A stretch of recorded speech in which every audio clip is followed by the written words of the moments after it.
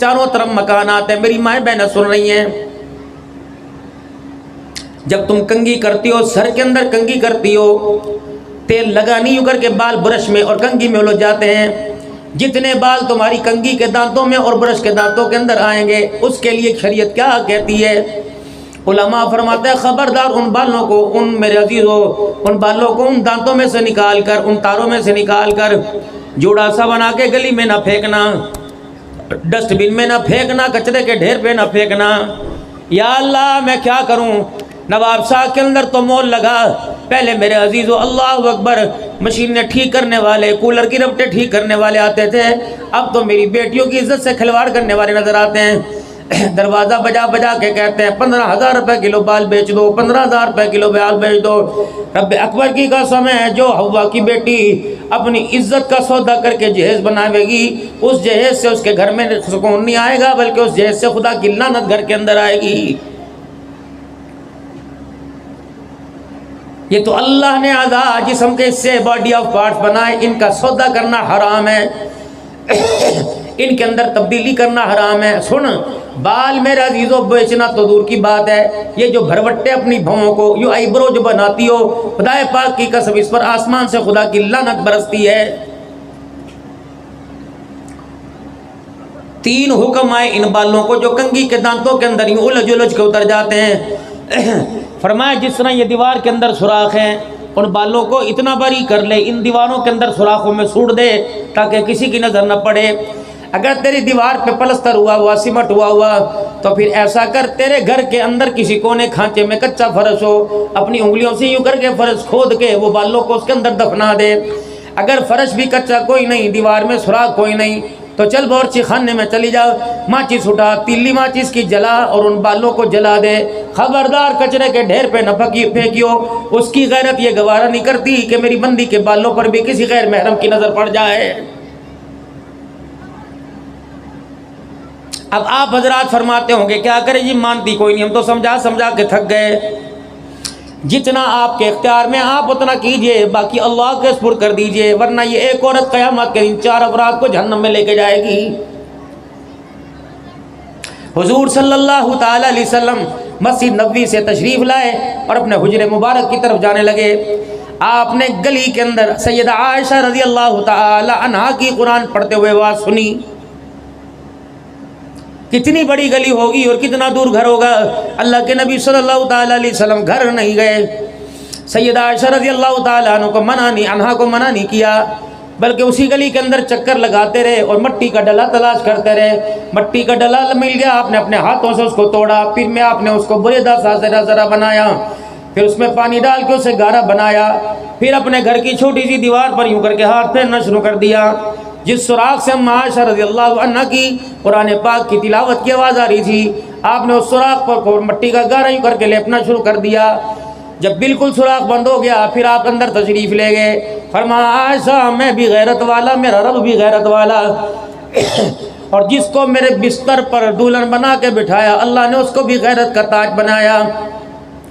ٹھیک ہے مدینے کی گلی میں ابو بکر کیوں پھر رہا ہے، عمر پھر رہا ہے، عثمان تیرا داماد علی پھر رہا ہے، لیکن میں محمد کی غیرت گوارا نہیں کرتی کہ میری بیوی کی آواز گھر سے باہر نکل جائے۔ گانا تو نہیں گا رہی تھی، لطیفہ تو نہیں سنا رہی تھی، خدا کا قرآن پڑھ رہی تھی۔ فرمایا او لوگو، میں محمد اتنی غیرت والا کہ میں اپنی بیوی کی قرآن کی آواز بھی کسی کے کانوں میں پڑ جائے مجھے برداشت کوئی نہیں۔ جب میں قرآن پاک کی تلاوت کی آواز کسی کے کانوں میں برداشت نہیں کرتا، تو تمہاری بیٹیاں اپنے بھائیوں کی شادیوں کے اندر گلیوں کے اندر کیوں ناچ رہی ہیں؟ آج میرے محترم دوستوں بزرگوں، میں تمہیں ایک مشورہ دے کے جاؤں گا، کرنی تو آپ نے اپنی مرضی ہے۔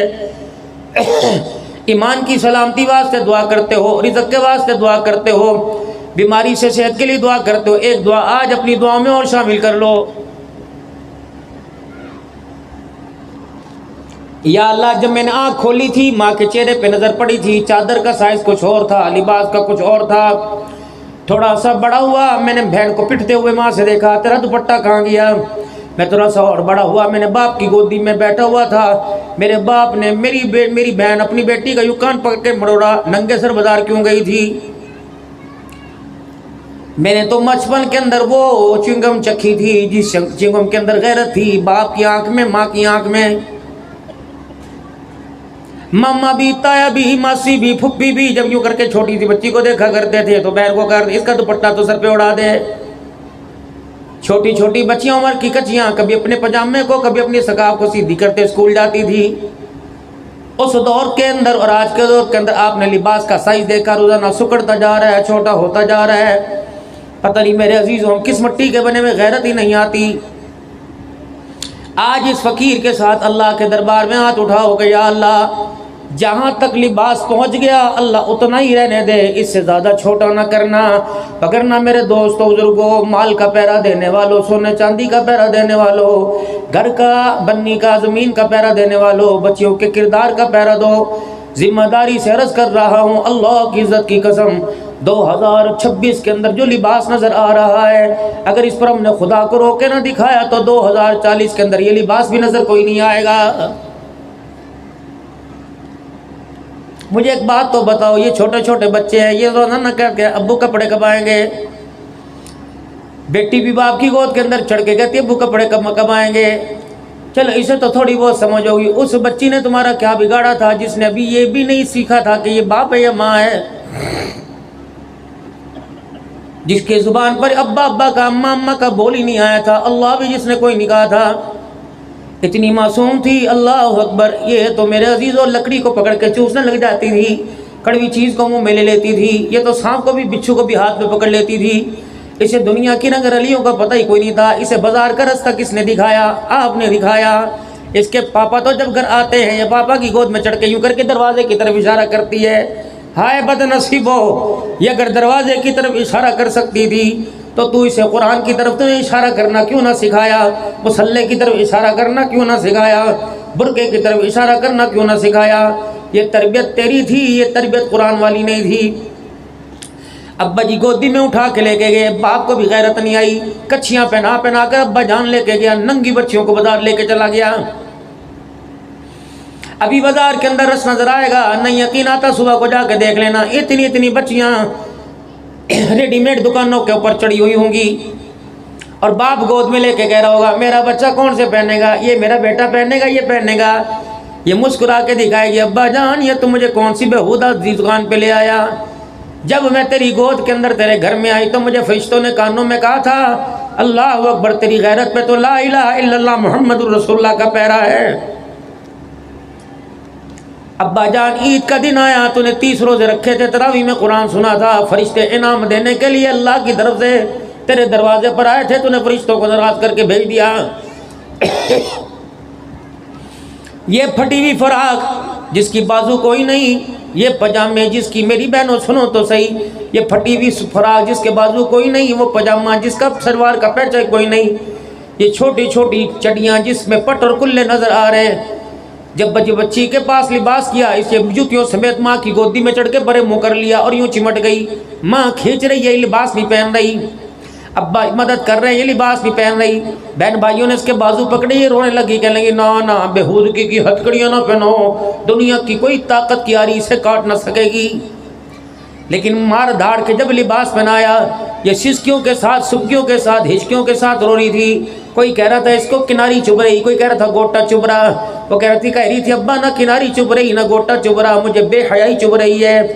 और वो रो रो के सोते हुए भी उछल उछल के रो के कह रही थी अब्बा तुझे खुदा का या जिसको मानता तुझे उसका वास्ता, इस लिबास को मेरी आंखों के अंदर ना भा, मुझे पसंद ना आने दे।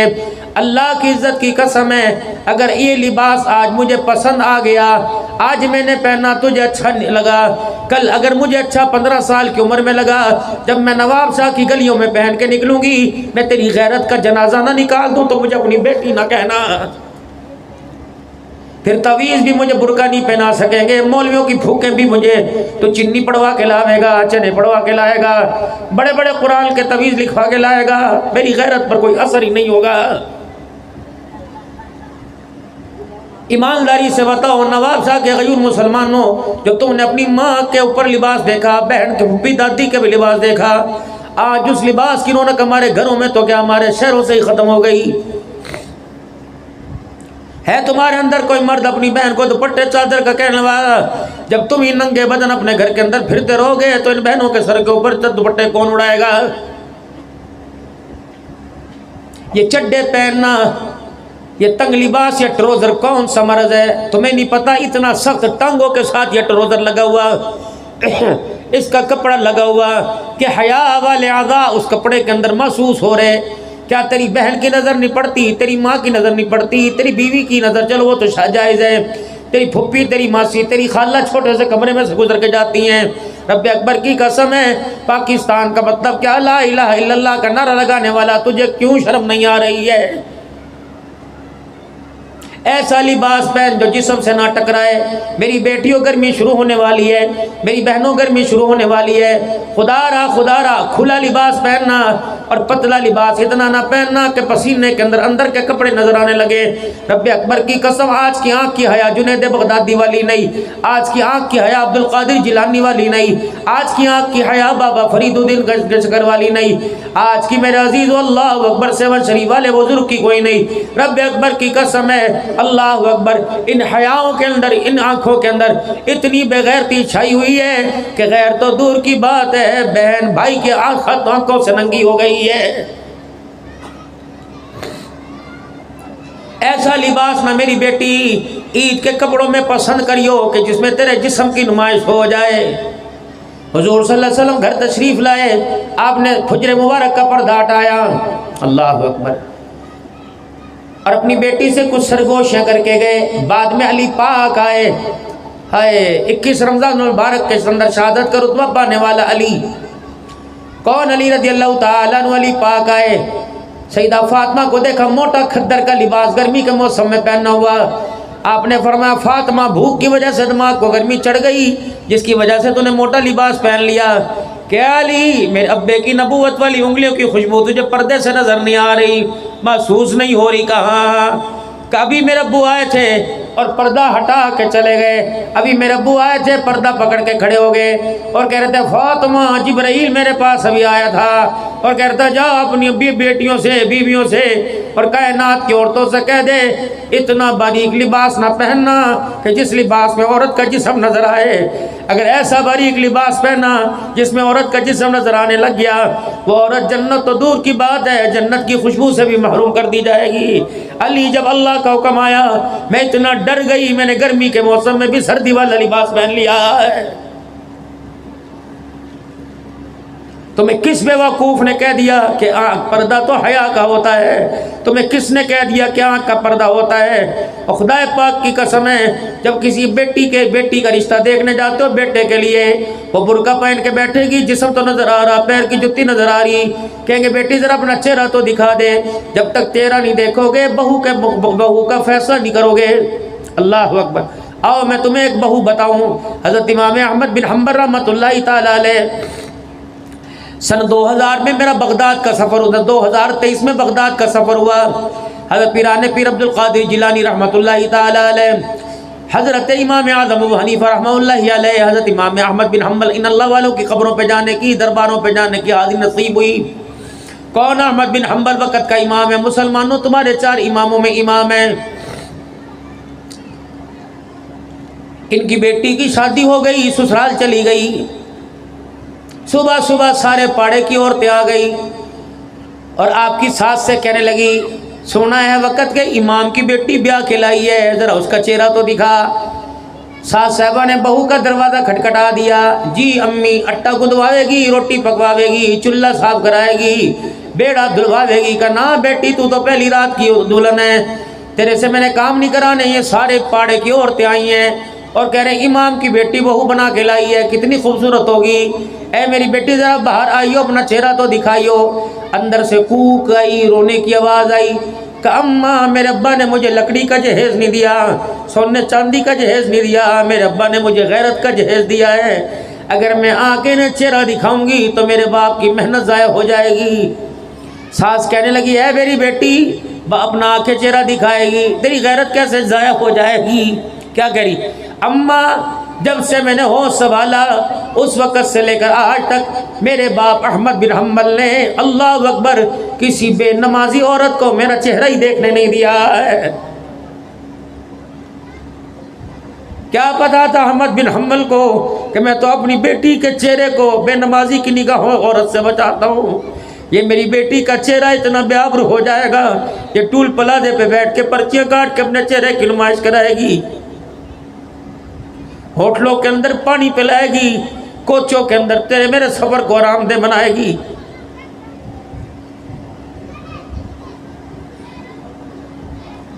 جس کوچ کے اندر عورت تیرے سفر کو آرام دہ بناوے اس کوچ میں بیٹھنا چھوڑ دے۔ اگر کسی مجبوری کی وجہ سے بیٹھ گیا، پیاس لگے دبا، زہر بہتر ہے پی لے، کسی غیر محرم کے ہاتھ کا پانی نہ پینا، ورنہ حضور صلی اللہ علیہ وسلم کے ہاتھوں سے اسے کوثر سے محروم کر دیا جائے گا۔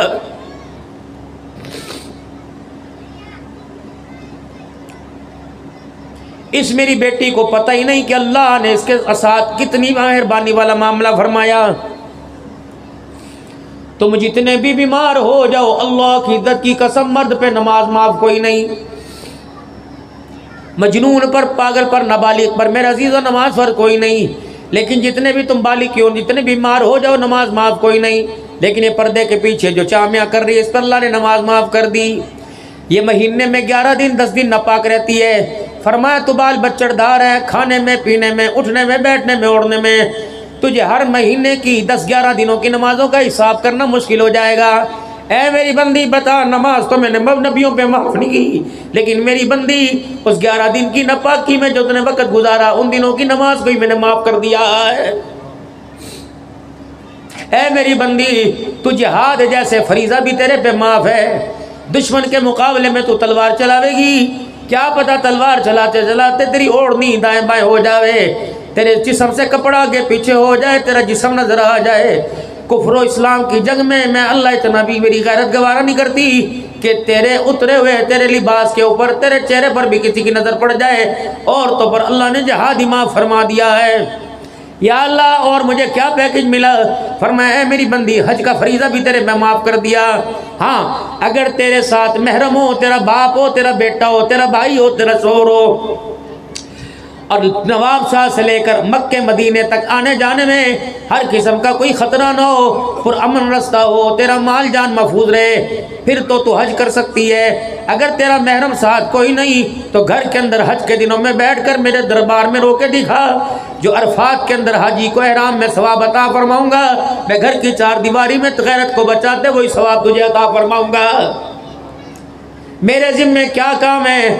عید کے کپڑے لانا کا نہیں ہے۔ میری بیٹی کبھی دودھ والی دکان پہ نظر آتی ہے، کبھی کبابوں والی دکان پہ کھڑی ہوئی، کبھی بجلی کے بل پلانے کے لیے کھڑی ہوئی، کبھی لائنوں میں لگ کے آٹا لینے کے لیے، کبھی سبزی۔ تمہیں شرم ہی نہیں آتی؟ تم کتنے بغیرت کیوں ہو گئے؟ ٹانگیں چوڑی کر کر کے تم میچ دیکھ رہے ہوتے ہو، تمہاری ماں دہی والی دکان پہ کٹورا لے کے کھڑی ہوتی ہے، ڈوب کے مر جاؤ۔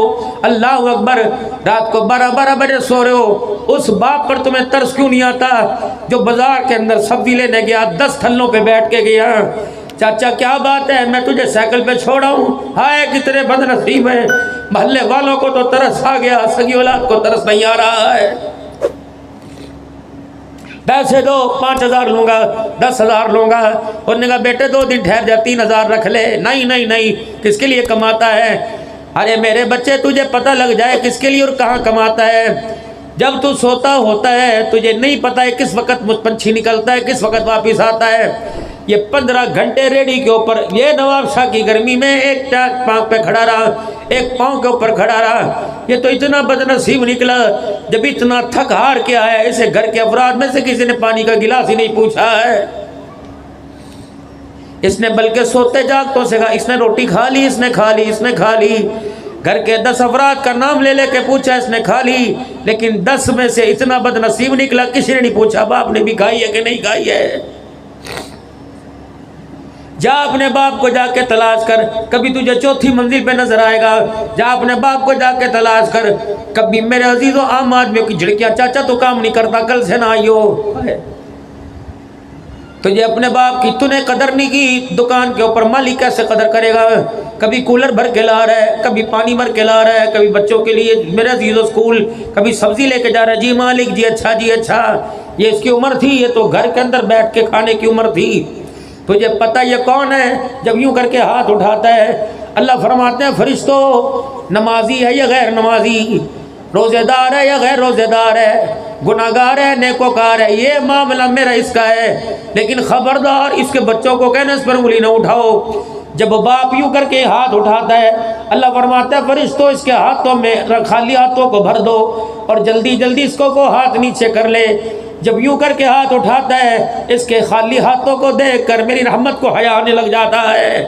رب اکبر کی قسم ہے، حدیث پاک میں آیا فرمایا کسی کی دعا کی گارنٹی کوئی نہیں، قبول ہو یا نہ ہو، جب باپ اپنی اولاد کے لیے ہاتھ اٹھاتا ہے اللہ اس کی دعا کو رد ہی نہیں فرماتا ہے۔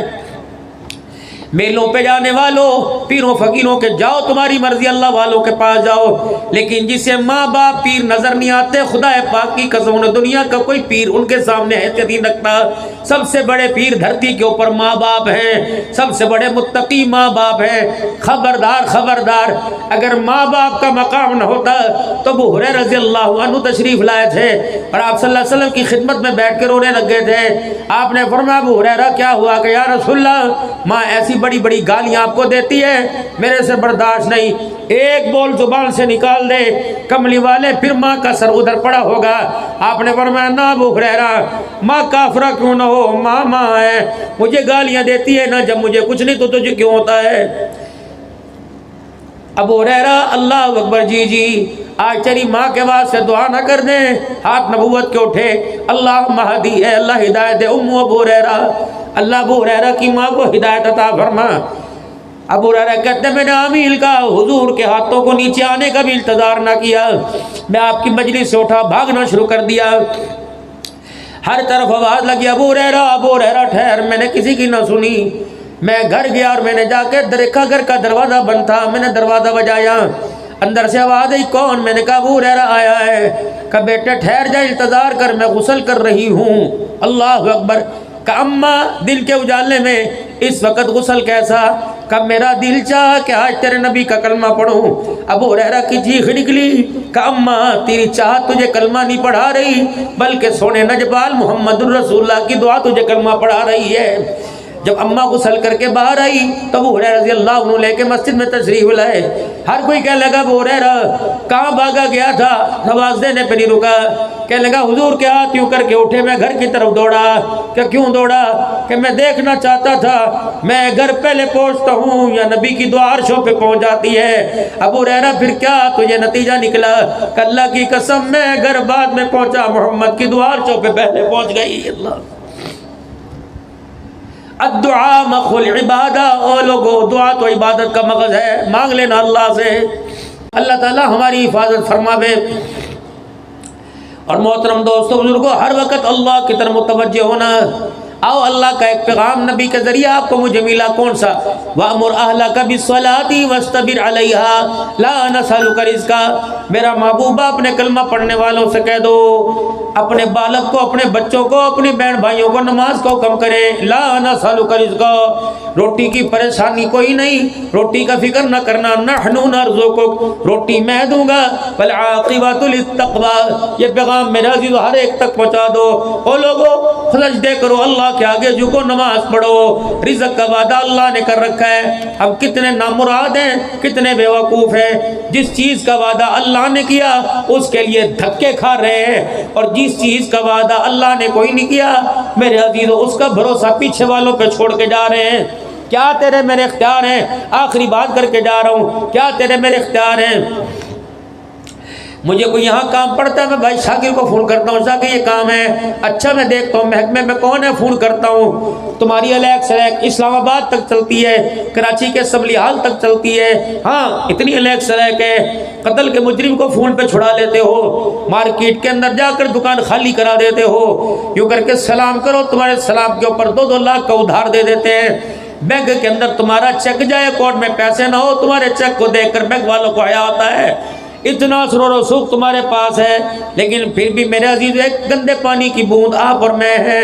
معذرت کے ساتھ میرے سمیت کتنے سارے بیٹھے ہیں جو اپنی ماں کو، اپنے باپ کو، اپنے لاڈلے بیٹے کو، ایک جوان پتر ہیرو تھا جس نے باپ کی زبان سے جس کے جنازے نے کہلوا دیا کہ بیٹے تو نے میری کمر کو توڑ کے ہی رکھ دیا ہے، اختیار ہے نا، تھانے سے چھڑا سکتے ہو، جاؤ سارا وسیب لے جاؤ، سارے نواب شاہ والوں کو لے جاؤ، جس بیٹے کو اپنے ہاتھوں سے قبر میں اتار کے اس بیٹے کو واپس تو لا کے دکھاؤ، پیسہ لے جاؤ، دولت لے جاؤ، شہرت لے جاؤ، جب اندھیرے کوٹھڑے سے بیٹا نہیں لا سکتے تو میرے عزیزو جب سورج سوا نیزے پہ ہوگا تو خدا کے دربار میں جان کیسے چھڑاؤ گے؟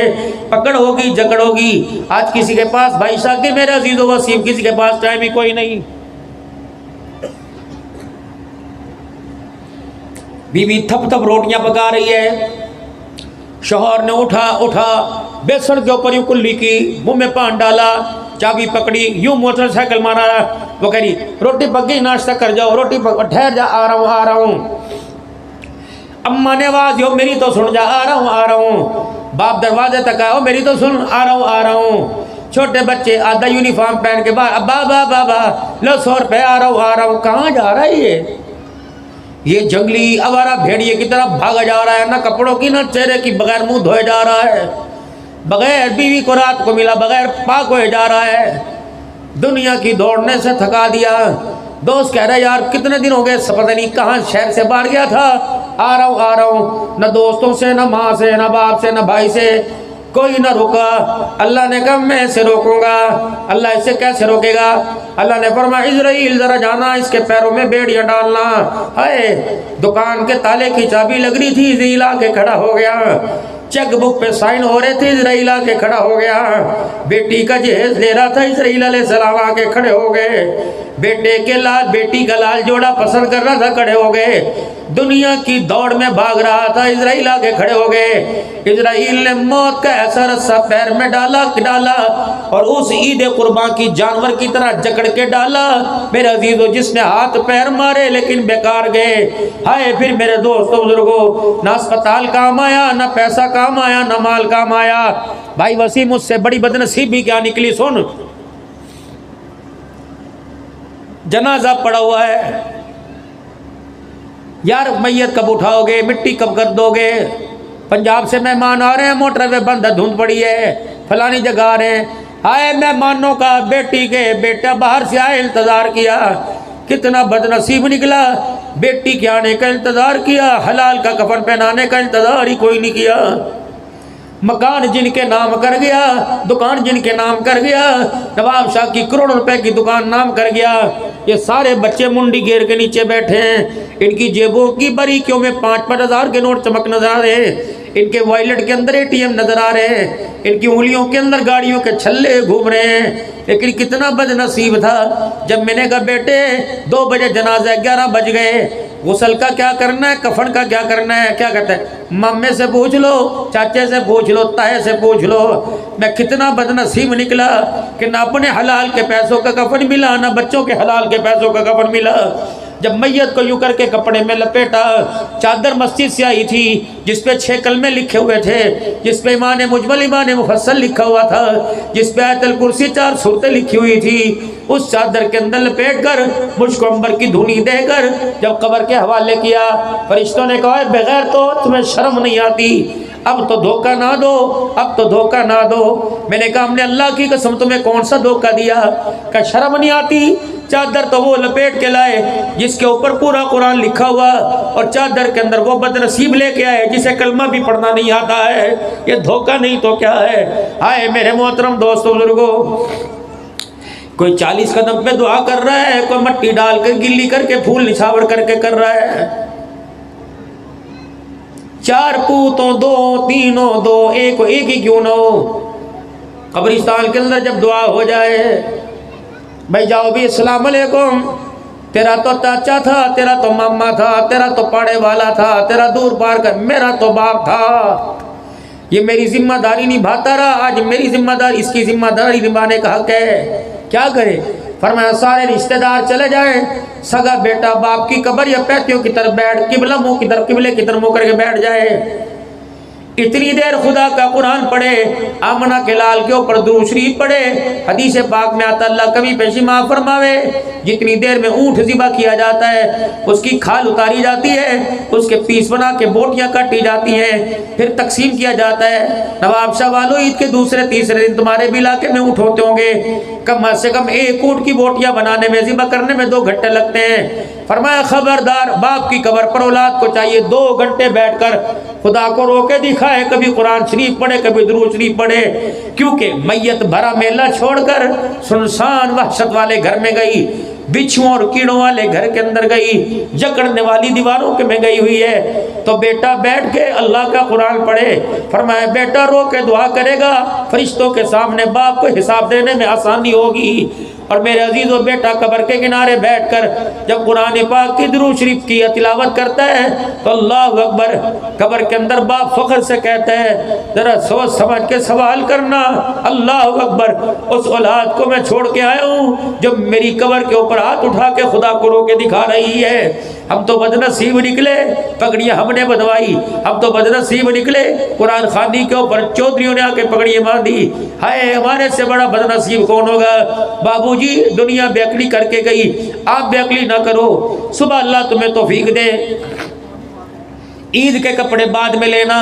میرے محترم دوست بزرگوں، میں ناراض نہ ہونا، لوگ کہیں گے مولوی کیا باتیں کر رہا، جاؤ خدا نے اگر حلال کے پیسے دیے تو صبح مارکیٹ سے اپنا کفن خرید کے لاؤ اور گھر کی الماری میں رکھ دو، اور بیوی سے کہنا اگر تو زندہ رہے تیری ذمہ داری ہے، جب میں مر جاؤں چاچے کو مامے کو سگی اولاد کو زحمت نہ دینا۔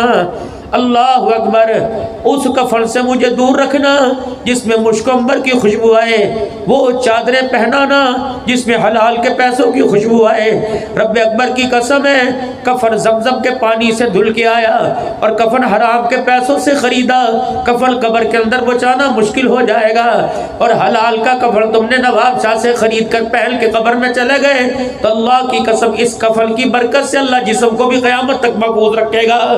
سلطان اورنگزیب عالمگیر رحمت اللہ تعالی علیہ مغلیہ خاندان کا بادشاہ تھا۔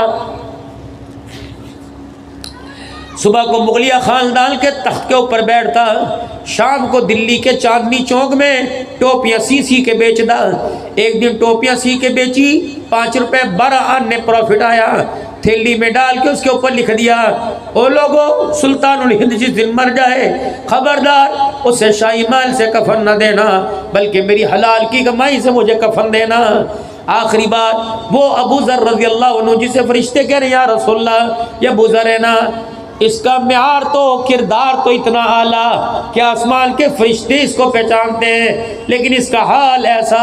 حضرت عثمان غنی کے دور میں انہیں مدینے سے زبدہ کے مقام پہ بھیج دیا گیا، دنیا سے نفرت کرتے تھے اور دنیا پہننے اوڑھنے والوں کو مذمت کیا کرتے تھے، خبردار کوکے اتارو، بالیاں اتارو، زیور تو جنت میں پہنیں گے، 2 اللہ کے رستے میں 3 جوڑوں سے زیادہ جوڑا نہیں بنانا، 1 جوڑے سے اوپر بناؤ زکوٰۃ دو۔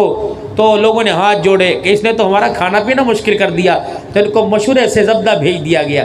جب ان کا آخری وقت آیا رونی آ گئی، کیا ہوا؟ کہا حضور صلی اللہ علیہ وسلم کی خدمت میں جماعت بیٹھی تھی، آپ نے فرمایا تھا تم میں ایک شخص ایسا ہے جو اکیلا ہی دنیا میں آیا ہے، اکیلا ہی رہے گا اور اکیلا ہی دنیا سے جائے گا، اس کی جماعت جس کا جنازہ ایک جماعت پڑے گی۔ پھر ٹھنڈا ہونکا بھرا، فرمایا ہاں جتنے اس وقت حضور کی خدمت میں تھے سارے چلے گئے، میں اکیلا رہ گیا۔ گھر والی کہنے لگی ابو ذر اگر تم مر گیا تیرا جنازہ کون پڑے گا؟ کا فکر نہ کر، حضور نے فرمایا تھا جنازہ ایک جماعت پڑے گی، چاند اپنی جگہ چھوڑ سکتا ہے، سورج بے نور ہو سکتا ہے، اللہ کے نبی کی زبان سے جھوٹ نہیں نکل سکتا ہے۔ جا یوں کر روڈ کے کنارے پہ جا کے بیٹھ جا، کہا کیا کروں؟ کہ کوئی قافلہ آئے گا اسے روک لیو اور کہیو حضور کا صحابی فوت ہو گیا، اسے غسل کفن دے کے جنازہ پڑھ جو۔ مکے سے عراق کے راستے کے اندر جو سفر تھا، بیوی وہاں جا کے بیٹھ گئی، حج کا زمانہ ختم ہو گیا، قافلہ کوئی نظر نہ آیا، تھوڑی دیر میں جانوروں کا گرد و غبار کھروں کا اڑتا نظر آیا۔ بیوی نے یوں لمبی تال کے دیکھا تو ایک جماعت آئی، ہاتھ کا اشارہ یا کپڑے کا اشارہ کیا، رک گئی۔ او بھائیو، حضور صلی اللہ علیہ وسلم کا ایک صحابی یا تو اس کی آنکھیں بند ہو گئی یا سانسیں چل رہی ہیں، او بھائیو تھوڑی دیر بیٹھ جاؤ، اگر وہ مر جاوے تو غسل کفن دے کے اس کا جنازہ پڑھ لیو، پریشان نہ ہوئیو، مرنے والا وصیت کر کے مرا کہ اگر کوئی جماعت جنازہ پڑھ کے کوئی جماعت آئے میرا جنازہ پڑھے اسے بھوکی نہ بھیجیو، اسے کھلا کے کھانا بھیجیو، میں نے تمہارے واسطے کھانا بھی تیار کیا ہوا۔ جب یہ بات ہوئی تو اس قافلے میں سے ایک اللہ کے بندے اٹھے، ہزاروں قطار رونے لگ گئے، کہنے لگے بی بی اس صحابی کا نام تو بتا. کہنے لگی اس کا نام ابو ذر ہے. کہا اللہ ابو ذر پہ رحم کرے، حضور نے سچی فرمایا تھا. کہنے لگی تے اسے جانے؟ کہا ہاں میرا نام عبداللہ بن مسعود ہے، میں وہ عبداللہ بن مسعود ہوں جو بدر کے میدان میں ابو جہل کی گردن جس نے کاٹی تھی. میں وہ عبداللہ بن مسعود ہوں جس نے حرم میں قرآن سنایا. ابو جہل نے پہلا تھپڑ میرے کان پہ مار کے کان کا پردہ پھاڑ دیا تھا. کہاں ہے میرا بھائی؟ جب خیمے میں آئے ابو ذر غفاری کو دیکھا، آخری سانسیں چل رہی تھی، دونوں رونے لگ گئے اور یار کی باتیں کرنے لگ گئے. حضور کے تذکرے سن کے یہ روئے، سنا کے وہ رونے لگ گئے. جب سانسیں اکھڑنے لگی یوں نہیں کہا بیوہ کا خیال کریو، عثمان سے کہنا اس کا چولہا پانی بند نہ ہونے دیو. کیا کہہ رہے اے عبداللہ بن مسعود کا جی ساری زندگی فقر و فاقہ میں گزاری. کہاں اے عبداللہ میں تیرے سے ایک بات کروں، ناراض تو نہیں ہوگا؟ کہا نہیں. تیرے پاس کوئی فالتو چادر ہے؟ عبداللہ بن مسعود کہنے لگے میرے کان کھڑے ہو گئے. میں کہا کیا کہہ رہا؟ کہ تیرے پاس کوئی فالتو چادر ہے؟ کہ کیا کرے گا؟ کہ عبداللہ جب میں مر جاؤں اگر تیرے پاس فالتو چادر ہے تو مجھے کفن کے طور پہ دے دینا، میرے پاس کفن کا کپڑا بھی کوئی نہیں. پہچان فرشتوں میں ہو رہی، حال کفن کا کپڑا کوئی نہیں. پھر آنکھیں کھولی، عبداللہ اگر تیرے پاس نہیں ہے تو پرواہ نہیں، کسی اور سے لے دیو. ہاں اس سے نہ لے کے دیو جس نے حکومت کی نوکری کی ہو، اس سے نہ لے کے دیو جس نے بیت المال سکھایا ہو. میں اللہ کے دربار میں اس حالت میں نہیں جانا چاہتا.